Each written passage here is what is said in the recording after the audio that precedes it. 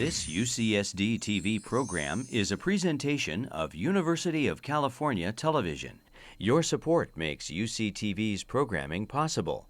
Contribute online at uctv.tv/support. Check out the YouTube original channel UCTV Prime at youtube.com/UCTV Prime. Subscribe today to get new programs every week.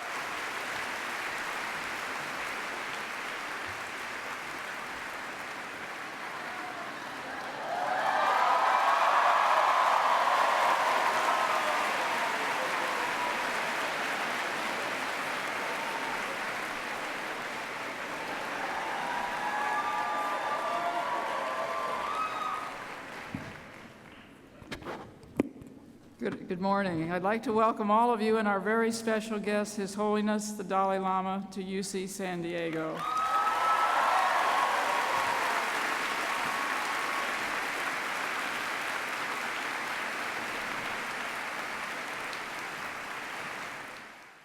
As you know, the Dalai Lama promotes peace and global responsibility, and we here at UC San Diego share that passion and vision, Your Holiness. In fact, service is part of our mission. UC San Diego is also known and highly ranked for our efforts to be green and sustainable, another value we share with you. His Holiness was the first Nobel laureate to be recognized for his concern about global environmental problems, and we applaud your efforts to ensure a healthy and sustainable future for our planet and for our people.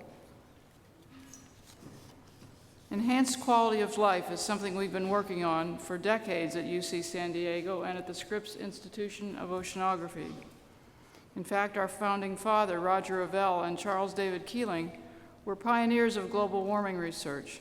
They were going green before anyone knew it or knew what it meant to be green. It was Keeling who started documenting the steady rise in carbon dioxide levels in the 1950s through the Keeling curve, bringing the world's attention to the greenhouse effects and global warming. And today our researchers continue to build on that innovative research. During this morning's panel, we will hear from two of our leading Scripps scientists who, like the Dalai Lama, are working to ensure a better planet and a better future for all of us. But first, I'd like to introduce Pierre Omidyar, founder and chairman of eBay. He is an innovator, an entrepreneur, a philanthropist, who has provided more than $1 billion to numerous causes, including poverty alleviation and disaster relief. He and his wife Pam, who will speak tomorrow during His Holiness's visit, they have created 4 organizations to create opportunities for people to improve the quality of life. And as a founding partner of Omidyar Network, Pierre provides the vision and strategic direction for the organization and helps to shape the investment initiatives that they undertake. To date, Omidyar Network has invested nearly $450 million to support organizations around the world in such areas as microfinance, property rights, and government transparency. So please join me in welcoming Pierre Omidyar to UC San Diego.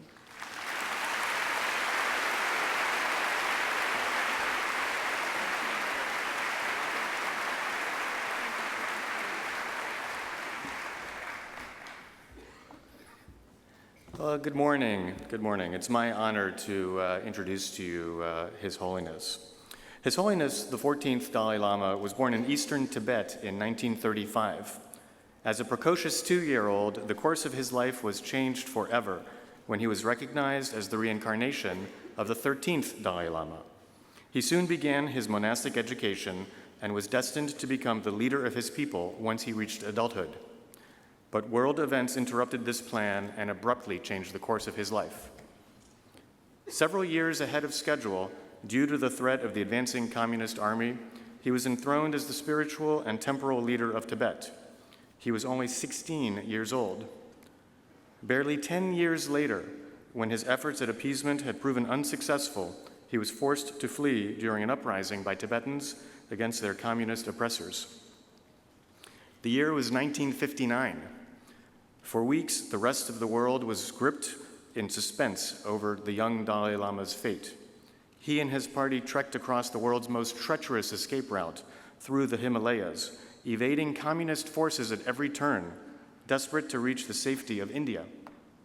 That was a little more than 50 years ago, and the Dalai Lama has been a refugee ever since.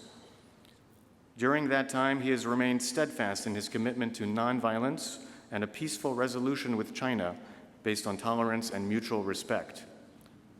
Today, he accepts that Tibet should remain a part of the People's Republic of China and asks for Tibetans only what the Chinese government has guaranteed in its own constitution: genuine autonomy over their own cultural, religious, educational, and administrative affairs.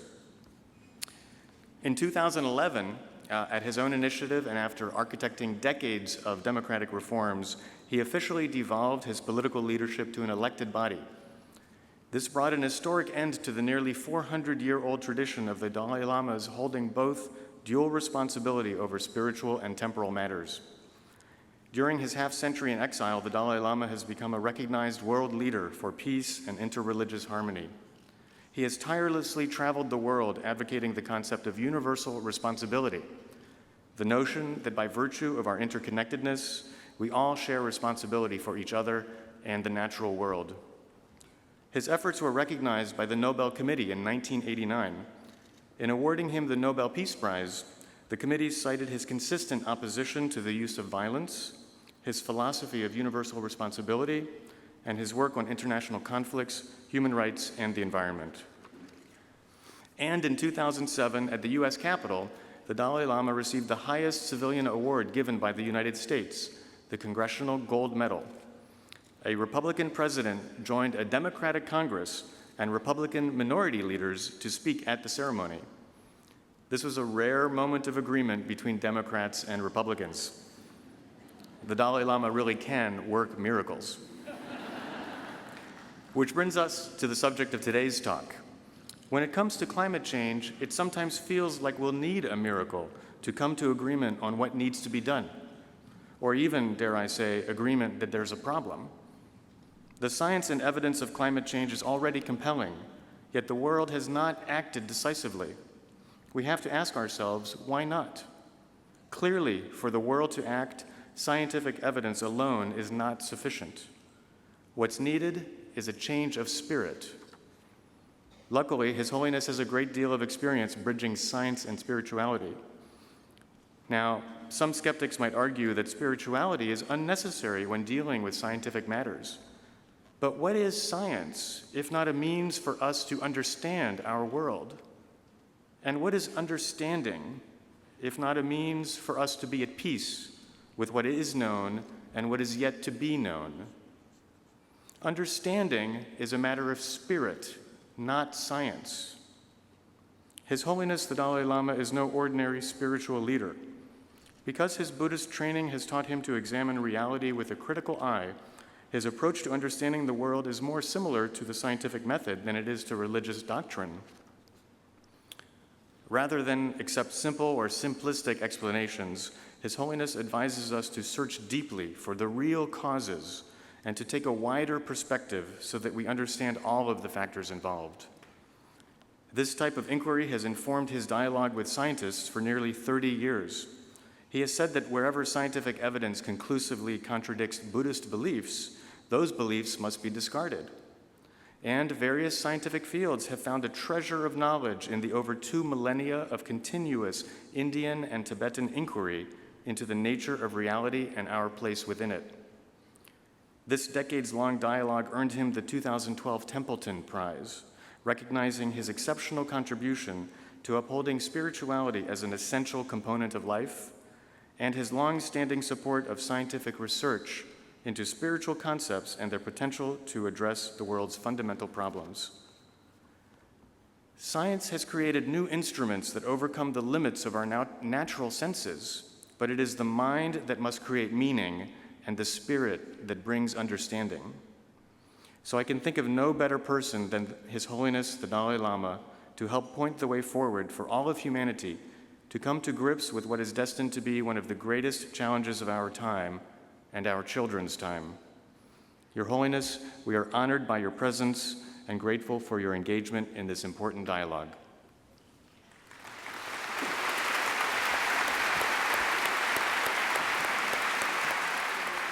Now I'd like to introduce our 2 panelists from UC San Diego's Scripps Institution of Oceanography, who will join the Dalai Lama in the discussion of the global impact of climate change.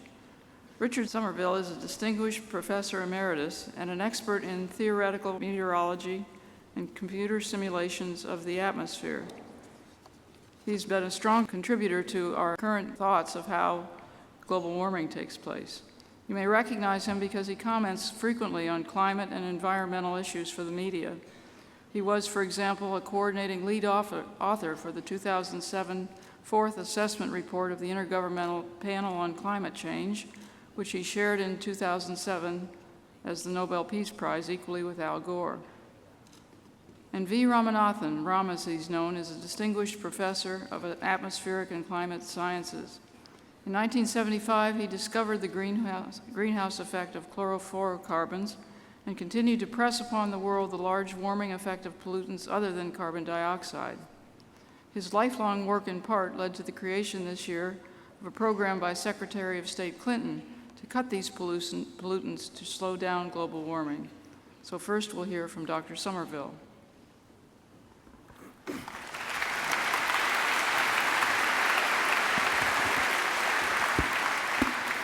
Thank you. Your Holiness, Chancellor Fox, distinguished visitors, colleagues, UCSD students, friends. Climate has always changed from natural causes, but what is different now in our time is that human activities have become the dominant factor.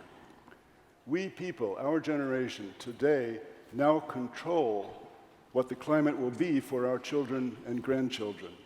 We did not seek this power, but we have it because we have long used the atmosphere as a free dump for the side effects and waste products of human activities.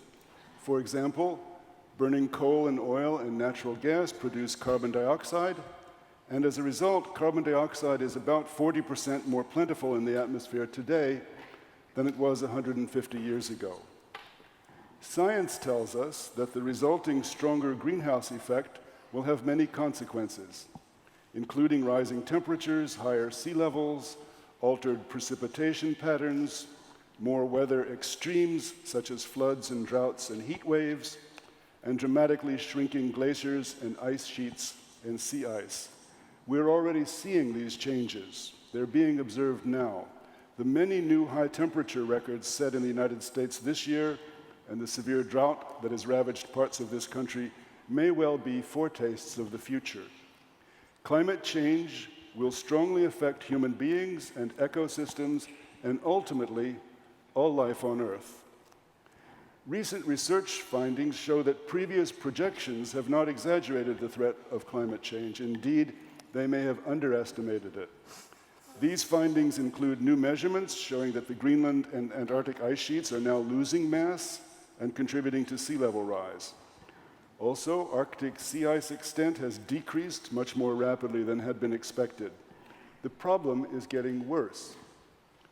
Current global carbon dioxide emissions from fossil fuels are now about 40% higher than they were in 1990.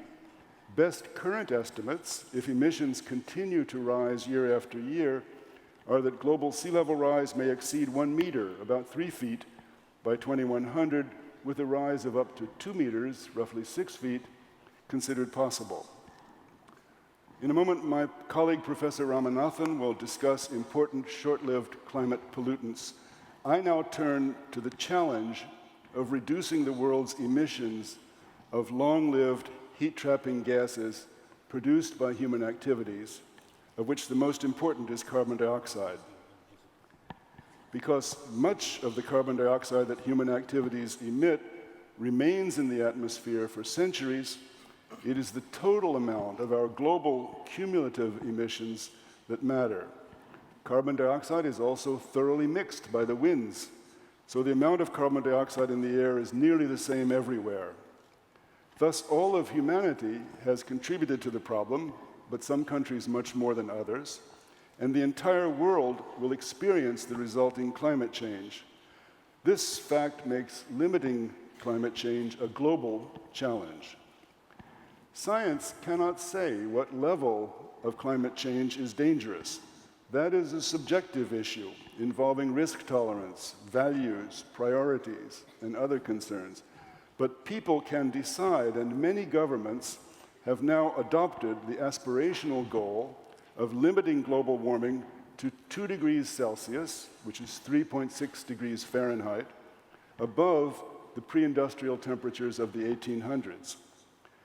Then, once that decision is made, climate science can usefully inform policy decisions by showing what actions are needed to give the world a reasonable chance of meeting that goal.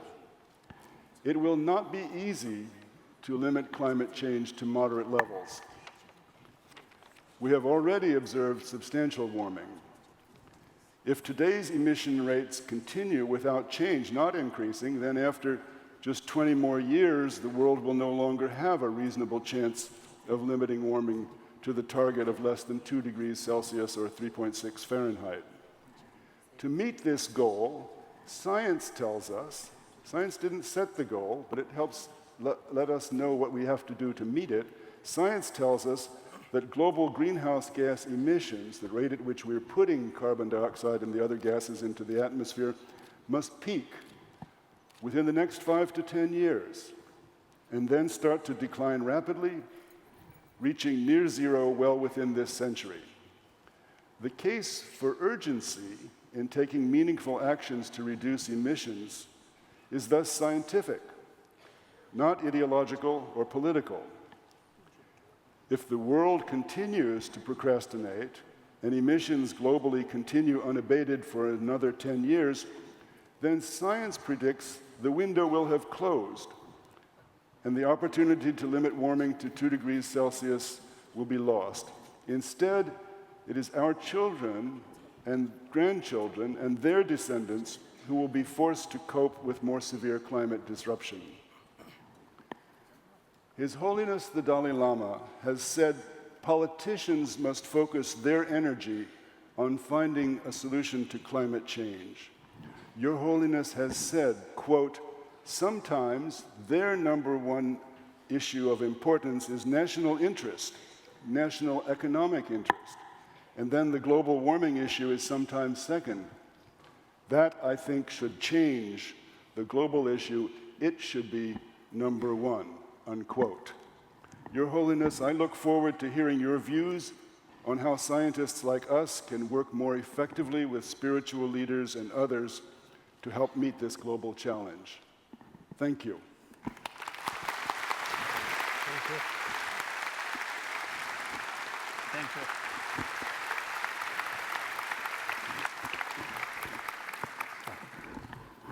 Your Holiness, Chancellor Fox, and distinguished members of the audience, it's my great honor and pleasure to bring you a scientific message of hope. There is a practical and proven way to slow down global warming considerably during our lifetime. In fact, we can cut down the expected warming over the coming decades by almost a half, and thus slow down melting of the glaciers and snowpacks, particularly the Himalayan Tibetan glaciers, which are referred to as the water fountain of Asia because they provide the headwater for most major rivers.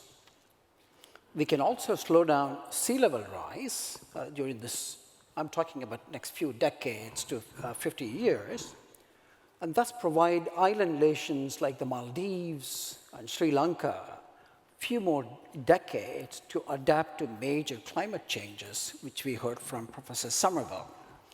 In fact, this new solution is called mitigation of short-lived climate pollutants. In fact, in my view, this is the first time mitigation of air pollution has emerged as a major way to mitigate climate change, at least in the short term. 2 months ago, the New York Times referred to this as the second front in our fight against climate change. So I'm sure many of you have not heard about this because so far the solution has been buried deep in the hundreds of papers in scientific literature. And the first study, in fact, which started this was published only in 1975. However, fortunately, 2 months ago, Secretary of State Clinton teamed up with the United Nations and several other nations and formed a coalition to take this agenda forward. 2 weeks ago, President Obama included this solution in his declaration of the North American heads of state.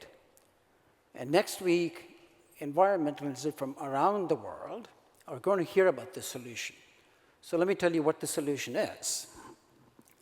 Until now, the focus has been primarily on carbon dioxide, necessarily so, from fossil fuels. But that has proven to be impossibly difficult to take any meaningful action. It turns out about 50% of the current global warming is from pollutants other than carbon dioxide.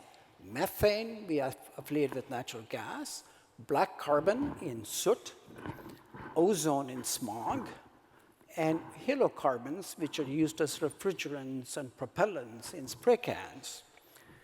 We know how to reduce them drastically.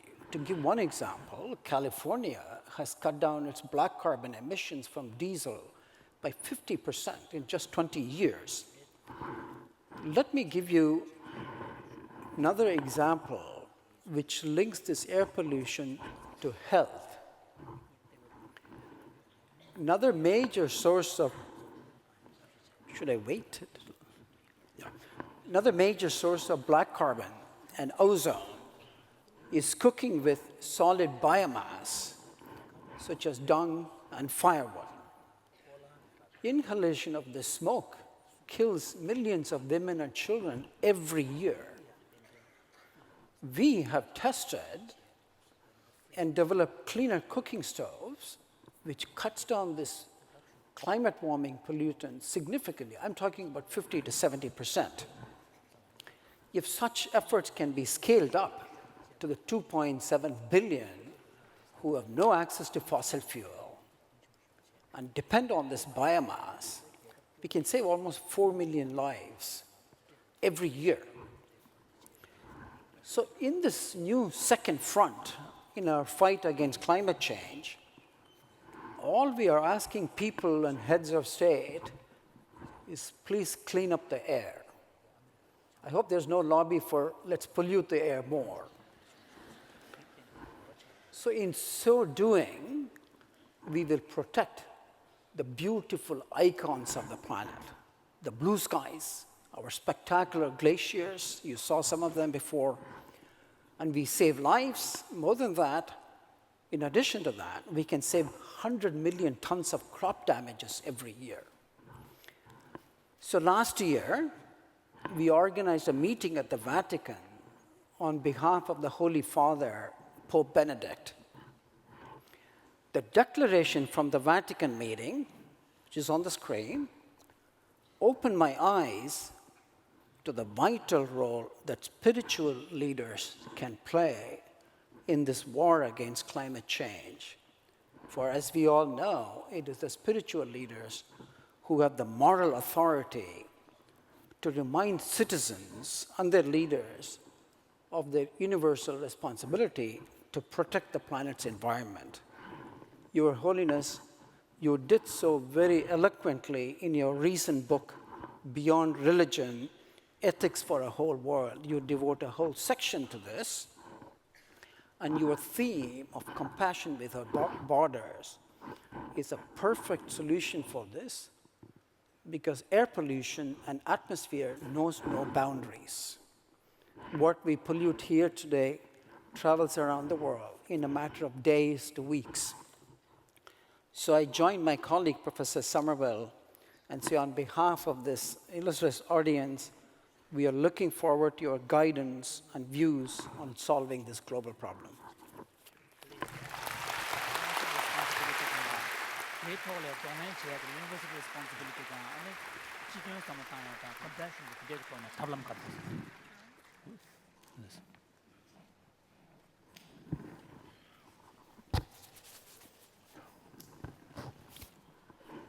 Brothers and sisters, of course, respected scientists, and also the President, Vice Chancellor.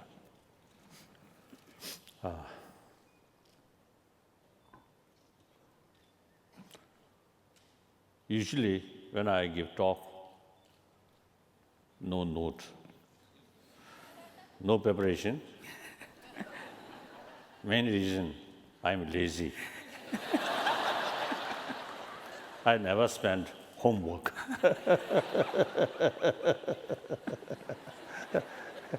So now here, say, to my colleague, they very well prepared.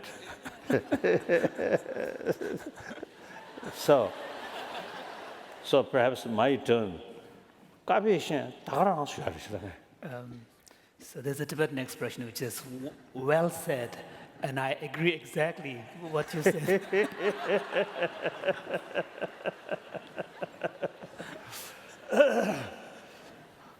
So my own sort of story or experience, when we were in Tibet, we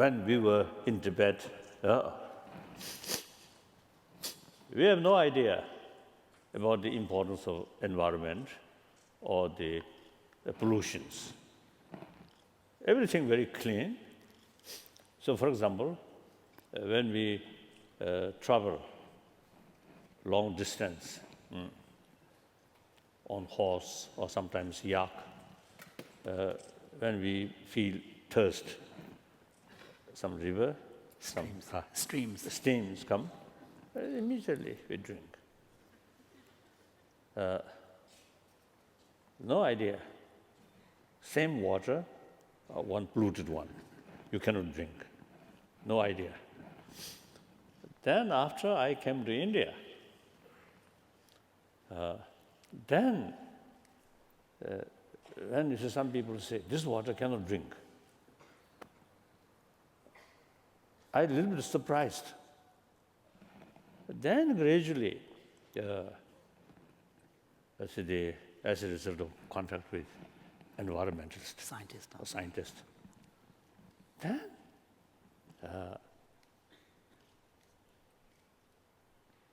I really developed some kind of very special interest, and also this is not just this academic sort of feeling. Subject. This is question of our life, Our survival. our survival. Not only individual, but entire planet. If something really goes wrong, then the entire humanity and billions of other species of mammals, it affects. So this is something very, very serious, very serious. I often is telling or expressing, this blue small planet is only our home, no other planet, so far. Perhaps after some time, we may find some suitable planet. Then we can, if this planet really goes hopeless, then may immigrate. But that also just a hope. Difficult, not very sure. So therefore, the only thing is, this is our planet, our home. We have to take care. And that also, another thing,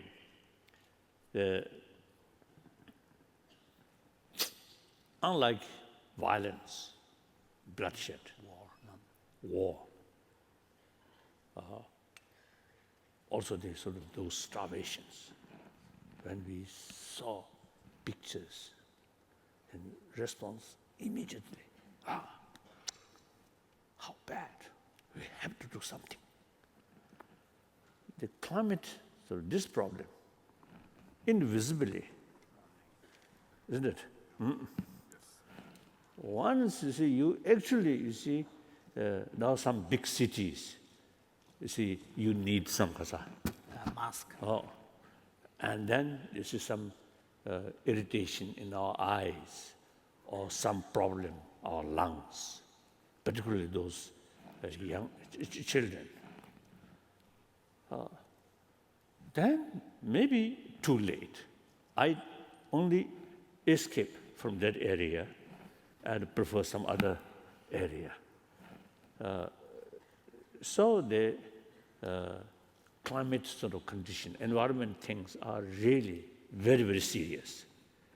So we have to develop serious concern about that through education, through awareness. So here, the scientists like you are truly guru or teacher, make clearer awareness, understanding about the importance of environment. And your sort of, the explanation on the basis of data. Data, yeah, facts. So, very convincing, very convincing. It is very, very important.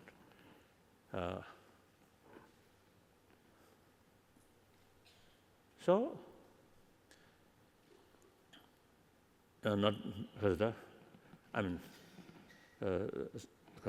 some kind of repetition, as you already sort of mentioned, is my sort of expression. They still, we are lacking the full sort of effective cooperation. This is the issue of humanity, not this nation or that nation. Entire planet, for entire planet. So we need the worldwide some kind of movement. This is very essential. So sometimes, like the Denmark Copenhagen sort of summit, sometimes you see nations consider their own interest is more priority than global issue. So that's actually short-sightedness. No matter one individual country, big, great, but still part of the world. So therefore, it is common interest. Each individual's nations, each individual person's interest. So we have to, so through awareness, educate, more sort of precise, detailed sort of explanation is very, very essential. That I know. Then how to protect, I don't know.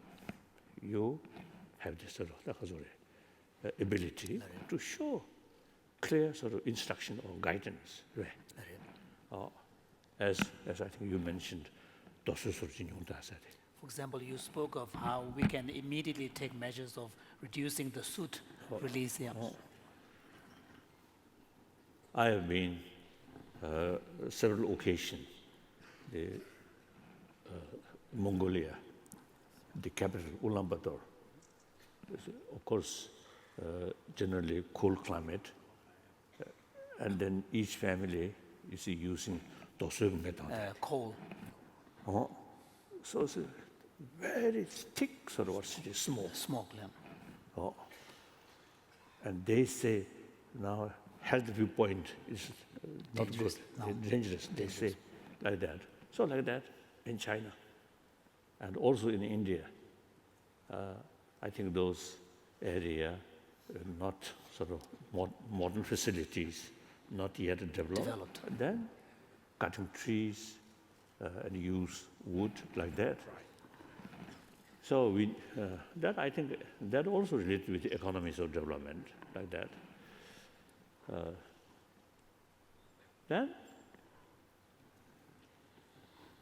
Then usually my sort of main effort is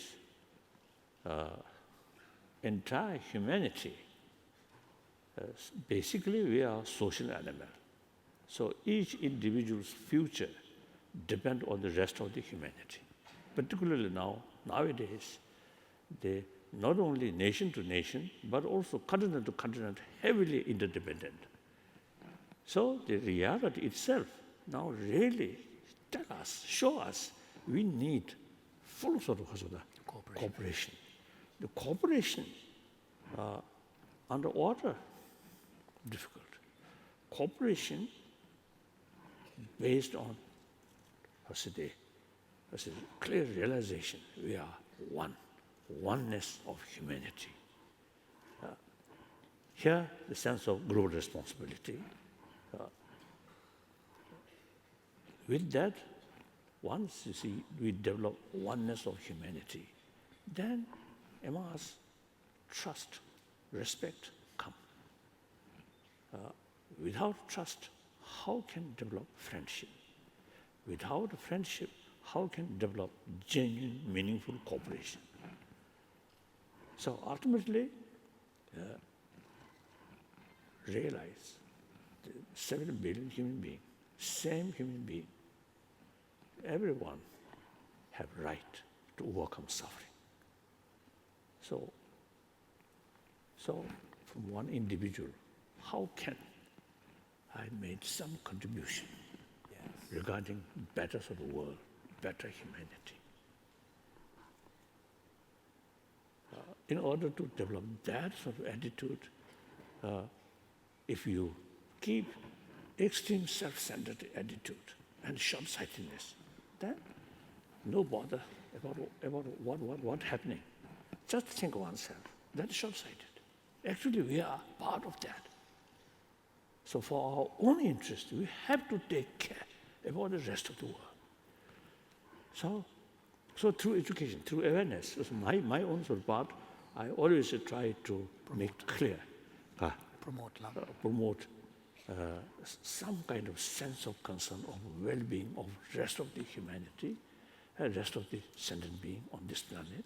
And then for that, you need some kind of sense of oneness, humanity, and sense of global responsibility. Then Sudeshbala told me many years ago, but almost I think the first period of my sort of contact with scientists, then Bob Livingston. Oh, wonderful scientist, wonderful person. So not only my close friend, but also I learned a lot from him. So he... Bob Livingston was from the University of California, San Diego. Yeah, he told me. So some special connection. So I always remember him. Such a nice person, now no longer with us. He also very much committed about peace and ending nuclear, like that. So he told me once, about 20,000 doctors about sort of some movement against nuclear weapon, like that. So one time, he expressed he invite me to their meeting in Hiroshima, but that didn't materialize. Like that. So I'm very happy. So now some discussions, isn't it? Yeah. Some questions from audience? No. Questions. Okay. There's some too. Okay. Shall I? Okay. So this is from Jeff Sherman. Throughout civilization's history, we have been at conflict. Governments, religions, politics, business, even academia. Although conflict can spark creativity, it fails for problems requiring global cooperation. So how can societies shift perspectives from conflict-driven to cooperation-driven policies? I think awareness, education. I think, for example, in previous century, in early part of 20th century, nobody talks about environment, importance of environment. Through awareness, now awareness much sort of increase. And then I think in the early part of 20th century, I think sense of coexistence. Right. I think not there. Then after Second World War, two blocks with a nuclear weapon. So in some extent, I think a nuclear weapon worked deterrent. So the concept of the coexistence, you see, these things happen. Totally different system, different ideology, but share same planet, share peace. So therefore, live together. So these things, you see, and then I always admire the spirit of European Union. In previously, these member states fought for their own sovereignty of these things. Then I think under the leadership of Adenauer, then West Germany, and then I think de Gaulle, France. I think under leadership, mainly leadership of these two, the European Union, develop. I think these are through awareness. The common economy interest is more important for long run than individual currency. Look, German Deutschmark, very strong. But they consider the common interest is more important than their national. I mean, national interest also related with that. So these are through education, through awareness, thinking widened. So these things. Now I think, obviously, some sort of sensible person, I think, automatically come to in their mind some question: what is wrong? Our existing sort of way of life. Yes, prosperity. Every year, some development. Now, recent few years, you are facing some problems. And also Europe. In Europe, the Euro crisis, quite serious. And here, America, also some problems. I think now, some improvement, economic condition now, some improvement, isn't it? Yeah. Improvement, isn't it? Improving. So you simply, you see, consider your sort of a big building, a big house, there's a big car, and a big salary, then feel, oh, that is the meaning of life. No, certainly not. Oh.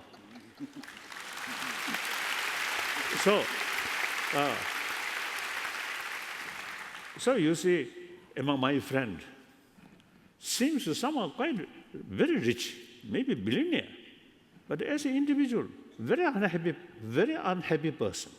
Then the question comes, why? Plenty of money.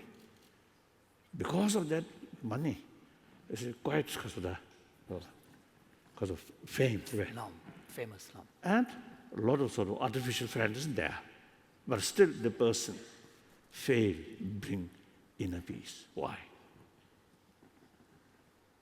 So we must we must use human intelligence to put sort of questions, to bring questions. That's, I think, very, very important.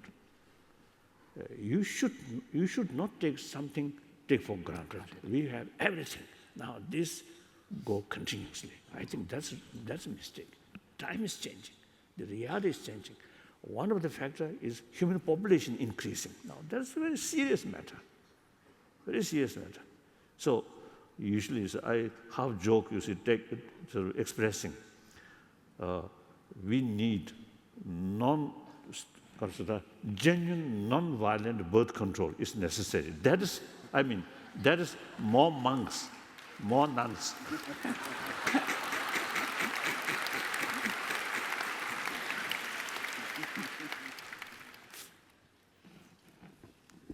So this will be the final question. Yeah. It's from Rachel Schwartz. Are you optimistic that we will rise to the challenge and deal successfully with climate change? What is your definition of successful in this case? Have we already failed from, say, a biodiversity or deforestation point of view? What do you think is the underlying foundation to the resistance against accepting the science and making changes to mitigate climate change? How can I, as an individual, convey to others how this is an ethical issue? So there are many questions here.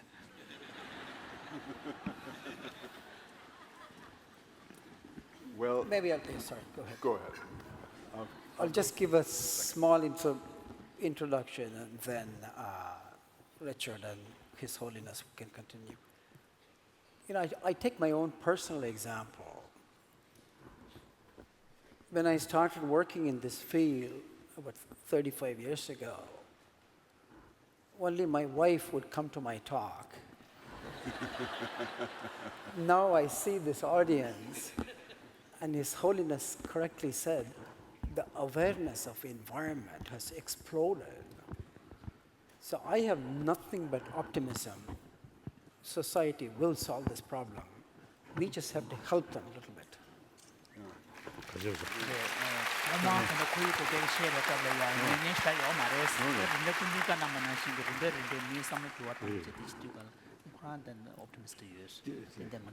I'm optimistic too.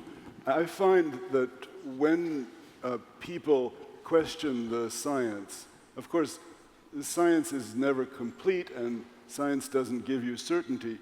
But when people question the things that we're really quite well established, the world is warming, it's not due to the sun, it's not a natural cycle, and so on, they're often concerned not about climate science, but about the policies that they think might be put in place if the science were taken seriously.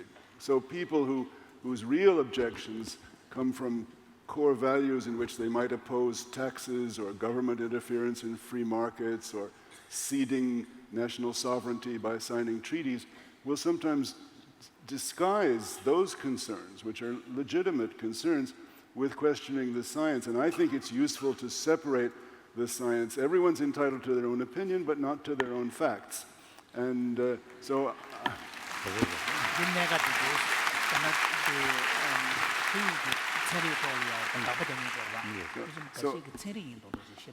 I think I'm learning Tibetan.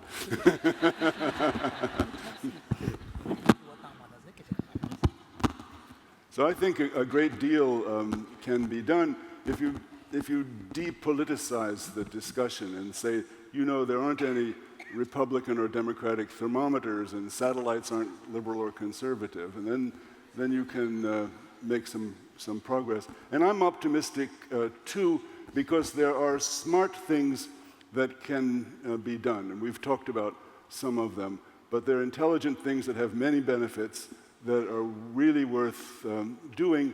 And I like to think about the comment of an oil minister from Saudi Arabia who was being asked about peak oil and when we would run out of fossil fuels and so on, and he said, you know, the Stone Age did not end because we ran out of stones. So I take comfort in that, and I hope that we get smarter sooner.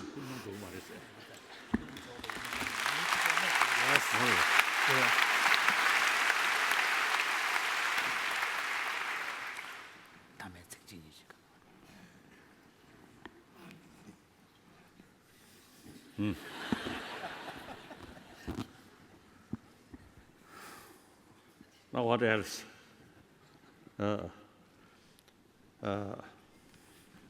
Why I develop genuine respect, admiration about the science and scientists. Because our every sort of activities, every activities, I think the activities which aiming some goal, then that activities or that action should be realistic action. Action carried mainly your wish, your desire, may not achieve. So your goal, you want something, but your action or effort must be realistic. Then the realistic approach will produce satisfactory result. Unrealistic sort of effort bring sometimes disaster. Any sort of any goal, right? Or global level, or national level, family level, individual level. So in order to know the reality, in order to carry realistic approach, you must know the reality. In order to know the reality, there are always gap, appearances and reality. So we should not confuse on the level of appearances. We must carry research about the reality. That also not one through one dimension, 3 dimensions, 4 dimensions, 6 dimensions. Then you will know the reality better. So scientists, they carry research. What's the reality? Sometimes maybe specialist just one dimension, isn't it? But one scientist, you see, carry research from that dimension. Another one, you see, carry research from that dimension. Together, full picture. That's the way. So, and also it's a scientist mind. I found very open mind and remain skeptical. Skepticism. Skepticism, very necessary. Skeptical attitude brings question. Question brings research. Research or analyze. Analysis brings answer. Without sort of skepticism, no question. No question, no research. No research, you can't find the reality. So, and meantime, the scientist is never imposing their own wish. Just neutral, open mind, and carry research. So therefore, I respect, I admire those scientists. Maybe some scientists may be a little bit narrow-minded, except only their own field. No others, that's exceptional. But otherwise, I really find Kasoda admiration. So now my point is, research is very, very essential, very essential. Analyze things. The reality, there are many levels. You can't satisfy on the level of superficial level. Must go deeper, deeper, deeper. Then you get the deeper understanding. Then dealing with that, either positive or negative, anything, you see, with full sort of understanding about the reality. Even you want to do some harms to other, first you should know the reality, find out their weak point, then hit on it. Then that becomes much more effective, isn't it?